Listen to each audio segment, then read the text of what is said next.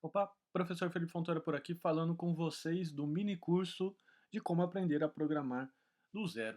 E nesse módulo 5 a gente vai falar como que os computadores tomam decisões. Eu dividi isso em algumas aulas para que possa ficar um pouco mais confortável consumir esse conteúdo. Mas basicamente esse módulo 5 você vai aprender e vai entender como os computadores até aparecem, se parecem inteligentes.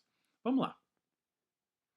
Como que o computador toma decisões? Você ainda acredita que pode estar achando ou não que os computadores são inteligentes, mas não são. Eles são máquinas sequenciais, ou então o que eu chamo, entre parênteses, de máquinas burras. Como vimos nas primeiras aulas, o computador é uma máquina que realiza operações muito rápido, isso é verdade. Como o programa é executado em uma velocidade insana, temos a impressão que o computador é inteligente, que realiza várias tarefas ao mesmo tempo. Só que isso não é verdade. Um processador executa apenas uma linha de instrução por vez. Quer ver? Ele funciona dessa forma. A CPU é o chip que processa ali as suas instruções, é o processador, literalmente, que a gente costuma dizer. Então ele trabalha assim.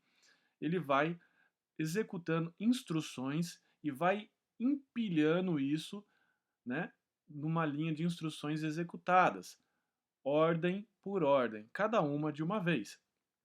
Isso se chama pipeline ou fila de execução. É assim que o processador trabalha, só que como eu comentei, ele faz isso muito rápido. A gente não percebe, são trilhões de operações por segundo. Então, o que acontece quando o computador toma a decisão?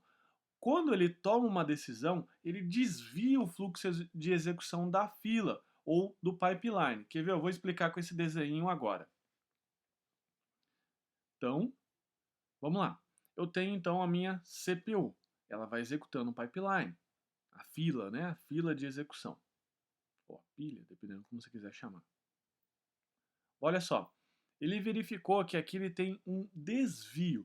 Ele vai ter uma condição de desvio de instrução, que normalmente é feito por uma instrução que a gente fala de go to, né? Ou ir para, ou de jump dentro do processador. Daí o que ele vai fazer? Vai desviar essa condição e vai continuar executando. Então você passa de uma condição totalmente de pilha ou uma condição vertical para uma condição de desvio. Isso faz parecer que o computador é inteligente. Como assim de desvio? Ora ele pode executar um código, ora ele não executa aquele código. Isso que eu estou querendo demonstrar para você. E é isso que faz o pipeline, né, ter essa execução um pouquinho diferente do que estava previsto e passa a impressão que o programa ele é inteligente. Olha só a condição de desvio que aconteceu. Então, antes ele, num processo ideal, ele executaria esse retângulo azul, só que não, ele teve uma condição de desvio e foi para o retângulo vermelho, assumindo aí que cada retângulo desse seria uma instrução ou um comando que iria ser passado para essa CPU. Legal? Então, o que acontece então para poder desviar? Como é que eu faço esse desvio? Como é que eu torno o computador um pouco mais inteligente? O nosso programa mais inteligente. Ele funciona assim: C, que é a instrução de verificação de condição, ele verifica se a condição for verdadeira, então faça algo. Lembra um pouco o while ou enquanto. Então, os comandos são dessa forma. If, se a condição for verdadeira, faça algo. Legal? Então vamos dar uma olhada como que a gente escreve um código com if. Eu vou fazer algumas bobeirinhas aqui com o meu editor, só para ficar um pouco mais claro, para não ficar só nessa parte teórica, tudo bem?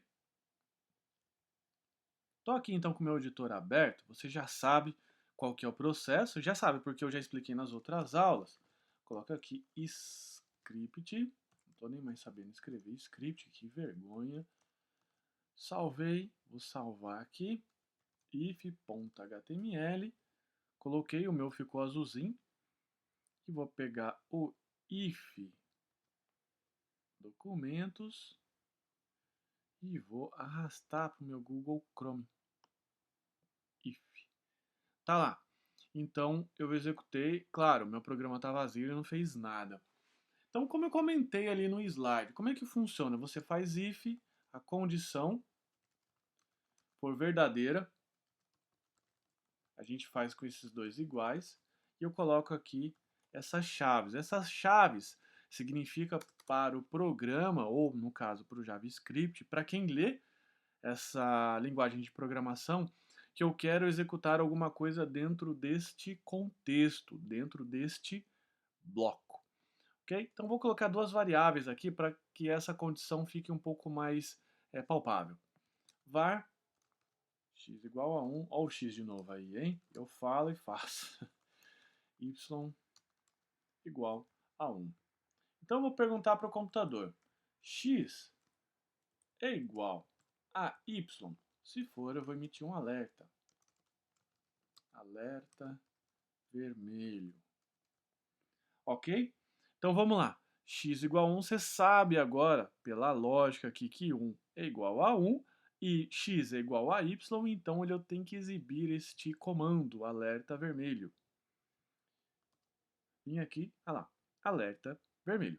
Legal? Então o que aconteceu? Lembra do pipeline? Ele veio executando aqui de cima para baixo. Veio aqui, declarou a variável, colocou dentro do meu armário, colocou dentro do meu armário, e ele verificou aqui. Essa condição aqui é uma condição verdadeira, então continua o meu pipeline. Se não fosse uma condição verdadeira, eu continuaria e iria, entre aspas, pular, fazer um jumper, que a gente fala, né?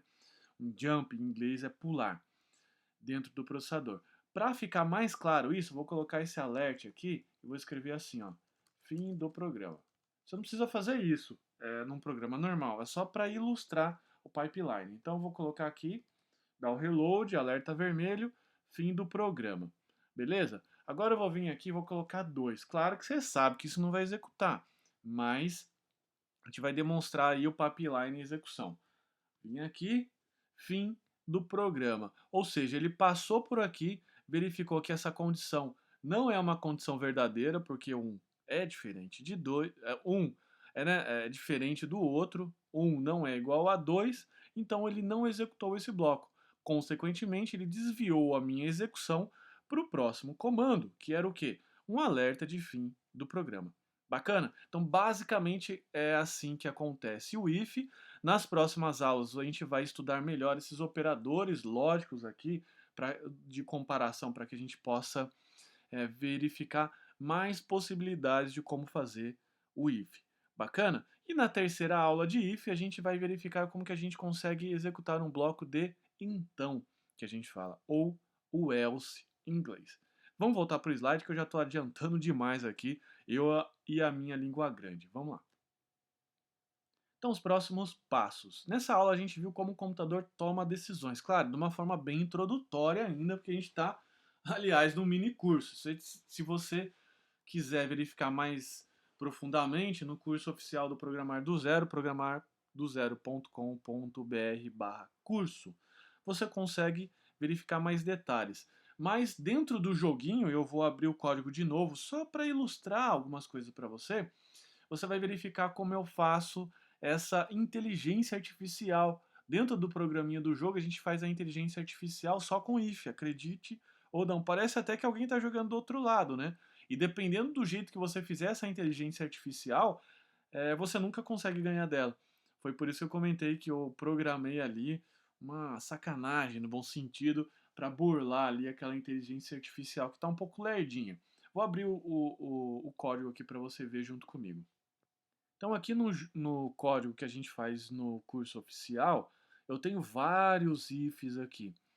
O primeiro if que eu faço é o if de inverter a posição da bola, né, no eixo vertical, no eixo Y, caso ela queira sair do campo. Como assim? Sabe quando ela bate nas laterais? É isso que eu faço, eu inverto a posição da bola, colocando esse menos aqui na frente. É como se eu multiplicasse por menos 1. Aqui, olha só, um if mais tranquilo. Se a posição da bola no eixo horizontal, no eixo X, for menor que zero, significa que ela saiu para o fundo do campo no jogador 1. Consequentemente, o jogador 2 fez um ponto. Eu coloco aqui, claro, faço mais umas verificações aqui, mas eu dou a pontuação para o jogador 2. E aqui é o contrário. Se a posição da bola no eixo X for maior que a largura do campo, ou seja, ela está saindo lá no outro fundo do jogador 2, o que eu faço? Pontuação do jogador 1, mais, eu incremento esse contador. Legal? Então aqui só um exemplo, passando meio por cima, porque esse código aqui eu não consigo explicar numa aula só, eu explico no curso oficial, e você dá para ter uma leve noção aí de como funciona, tá bom? Então vamos para a próxima aula agora, que na próxima aula eu vou passar mais detalhes como que você consegue fazer essa comparação. Quais são os operadores que eu faço essa comparação aqui? Tem o igual, tem o maior, tem o menor, tem o maior igual, tem o diferente, tem vários outros para que você possa fazer, tá bom? Então não perde, não desiste não, segue aqui comigo, não perde a próxima aula, para que você possa aprender todos esses detalhes aí, tá bom? Então vamos lá, combinado? Te espero então na próxima aula.